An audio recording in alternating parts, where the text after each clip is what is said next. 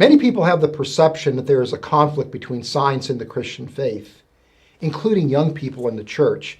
Many times these young people get the idea that to study science or to pursue a career in science could undermine their faith. It could be a dangerous thing to do. But is that really the case? I'm joined today by Dr. Bernard Palmer, who is a retired senior surgeon from the UK and a Christian, to help us develop a proper perspective for our young people on the relationship between science and the Christian faith. Dr. Palmer, what would you say to a young person, whether they are a Christian or a non-Christian, who's just simply interested in science or interested in medicine? What kind of advice would you offer to them? I said, fantastic. And I'm thrilled to have studied science at university, to have seen that this is how we're searching into the way that God's made this world. Now, how can that be a bad thing to do? Mark you, I think the word science has got a muddle now, because originally it comes from the Latin to know. And we know things by all sorts of ways. So the people who study the arts, they also are trying to understand humanity and the world in a different way. But they're just as valid, because God has given us those instincts in us that are aesthetic.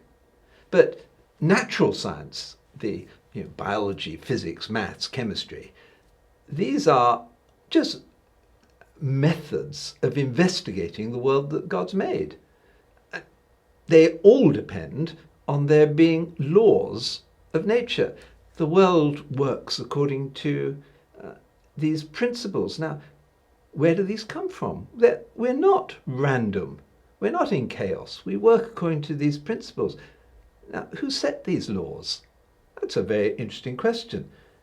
The difficulty, I think, comes when people see in churches rather extreme positions that sometimes are not very honest. I remember talking to a very able young man who became president of his university Christian Union. And as we were having lunch together, he said, God's told me that everyone in my hall of residence, and they had 300 students, was going to become a Christian this year. I said, really? He said, oh yes, God does remarkable miracles now. And I raised my eyebrows. He said, yes, in our church, the dead are raised, the lame walk, and the blind see. I said, really? And I said, have you ever seen this? He said, well, no, but I've been told on good authority it's happening. Needless to say, all of his residents did not become Christians. And I would want to help that young man to say, look, God's given you a mind.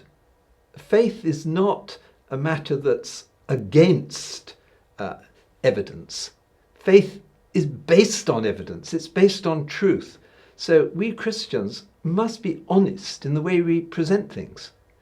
But as regards investigating the way that God's made us, that's wonderful. Adam became a gardener. He's investigating and naming nature. What a great precedent for us to do. Right. Yeah, Adam was the first taxonomist. Absolutely, absolutely.